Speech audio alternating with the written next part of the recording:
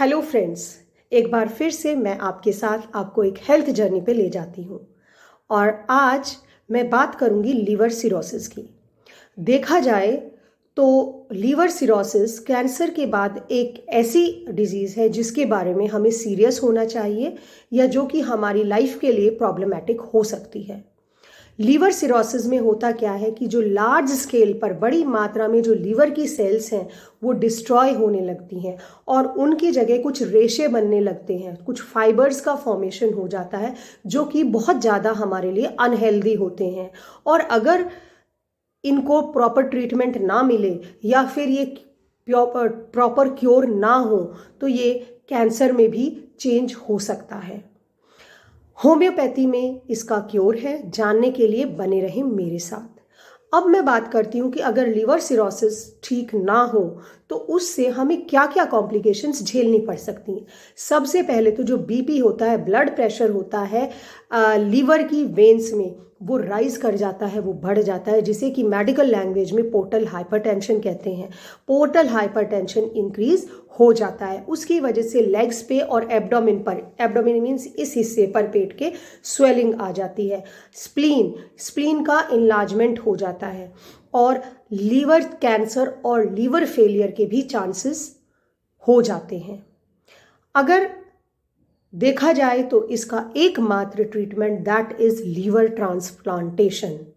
लेकिन there is hope for you in homeopathy. कैसे? क्योंकि होम्योपैथी लीवर सिरोसिस पर टारगेट नहीं करती है।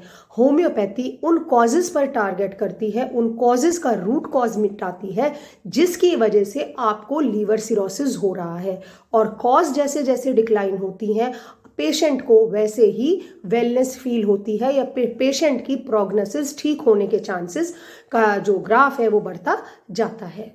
तो अब बात करते हैं कि लीवर सिरोसिस में हमें क्या करना चाहिए। सबसे पहले तो आप तला भुना कम खाएं, आप फैटी चीज कम लें, आप सॉल्ट कम खाएं, आप शुगर कम खाएं, स्मोकिंग अल्कोहल बिल्कुल छोड़ें, फैट बिल्कुल कम करें और कोशिश करें कि सिरोसिस का पेशेंट ज़्यादा से ज़्यादा लिक्विड डाइट पर रहे। बात आती है होम्योपैथिक मैनेजमेंट की। Yes, there are medicines which prove to be magical in case of liver cirrhosis. First medicine which we have to take is nux vomica 30। Nux vomica 30 की 2-2 बूंद पेशेंट को दिन में 4 टाइम देंगे। इसके अलावा कार्डियस मैरिनस मदर टिंक्चर और चैलिडोनियम मदर टिंक्चर, इन दोनों में से 10-10 बूंद पेशेंट को दिन में 3 बार दें। और ध्यान रहे कि दवाई लेने से 15 मिनट पहले और 15 मिनट बाद पेशेंट खाना ना खाए। बाकी आप टहलें ज़रूर और अपना माइंड अपनी लाइकिंग की चीज़ों में डिस्ट्रैक्ट रखें तो आपकी रिकवरी में आपको फ़ायदा मिलेगा। मेरे साथ बने रहें और अगर कोई हेल्थ रिलेटेड इशू हो जिसके बारे में आप जानना चाहते हैं तो प्लीज़ मुझे कमेंट करें और मेरा चैनल सब्सक्राइब करें। And for further information visit our website homeoblessings.com। Thank you and have a nice day.